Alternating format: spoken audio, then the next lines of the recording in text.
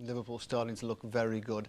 And the fifth club in the top five this morning were Arsenal. Their opponents today were a club in the bottom five. After one win in seven, Wimbledon were within 6 points of the drop zone at kick-off time. Dean Blackwell and Andy Roberts were back after lengthy layoffs. Tony Adams wasn't fit enough to return for Arsenal, but his defensive cellmate Martin Keown was. With next week's UEFA Cup game in mind, perhaps Messrs Henry and Petit move to the bench. It's Gerald Sinstad at Selhurst Park.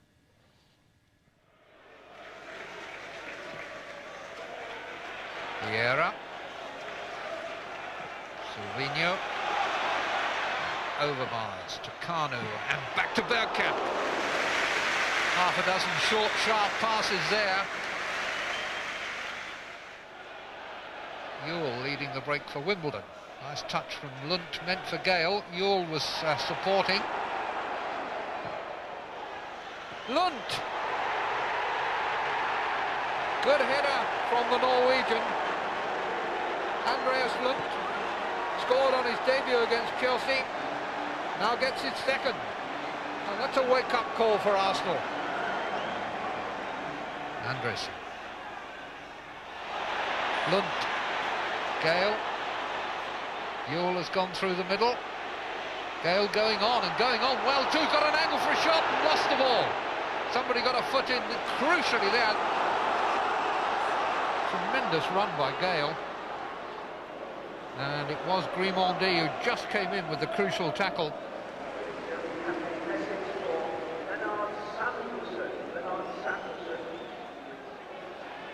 Four in the middle for Wimbledon. Ewell! Great stop at the near post by Seaman.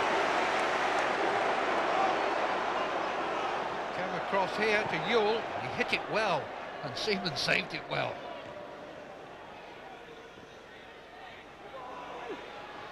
Kanu's not done for Bergkamp. This is where it gets dangerous. Kanu is there, and Kanu has scored. Bergkamp threaded it past the two defenders.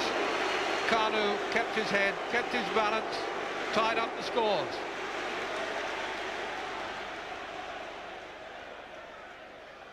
Patrick Vieira, Mark Overmars, Bergkamp spreading it out for Silvinho. Silvinho shot! One hand was enough.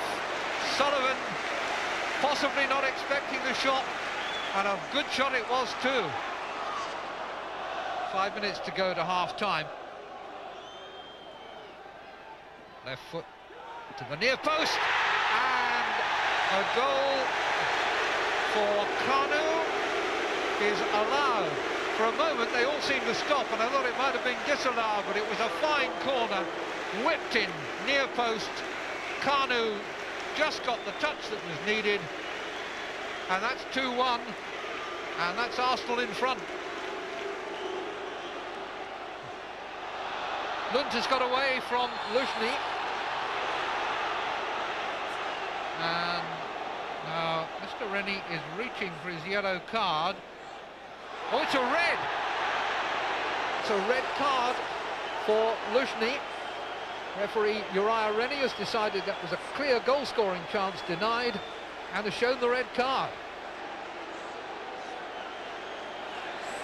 Arsenal came here on the back of 4 consecutive wins, looking as though they've got out of their slump. Good turn by Bergkamp, and the shot's away! Sullivan, a good save. Looking for Gale. Keown was behind him. Silvinho just hacking it up in the air.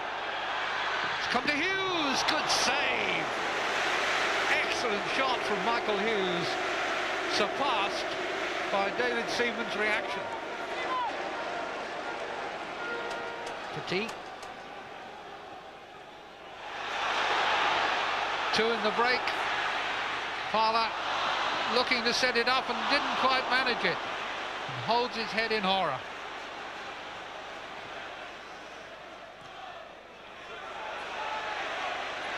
Henry got away from Blackwell with ease. Now takes on Anderson. Got an angle, couldn't use it. Oh. Henry goes away from the pass, and a penalty is given. The trip on Henry will settle it. And a clear goal-scoring chance denied yet again, and Yule gets the red card. And Henry waits to take the penalty. And scores. Thierry Henry gets his 19th goal of the season, and that surely now will wrap the game up for Arsenal. It's really difficult to come from behind and then win the game, but all this we keep focused and we keep on going, and we got the goals and we won the game. I think we made a decent first half. Was a bit unlucky to go to half-time, 1 goal down. In the second half, Arsenal played very smart with 10 players after the sending off, behind the ball, and tried on counter-attacks with their quick players up front, and succeeded with that. 5 wins in a row, that suggests you're coming back into form at a time when it matters. It matters now. We will see if we can sustain that consistent run we have at the moment, and we have now Lens after we go to Leeds. But we'll see how good we are. And there's the top 5. Manchester United's leaders into double figures, and unless a major shock is around the corner, well, the title looks settled. It's 2 from 4 for the other Champions League places, it would seem. Do you go along with that, chaps? It's never over till it's over. That's what they say, Stubbsy. But you're right. Manchester United, no way back for the other 4 teams. But you know, it's unbelievably tight. Last week, you're talking about Leeds United still going for the Championship. Now, you know, looking at the 3 teams behind them, it's conceivable they might miss out in the Champions League. I think that for all neutrals, they'd love to see Leeds United, because of the season they've had, get into the Champions League. But they've got to hold their nerve together. They've got some massive games coming up. Which order do you think they'll finish in, Mark? Well, I think the thing with Leeds is how quickly they can arrest the slide. Beating at Leicester last week, beating at home as well today. And you'd be really worried if you're in the Leeds United camp about the form of both Arsenal and Liverpool. I mean, that's 5 straight wins for Arsenal, getting all the players back fit.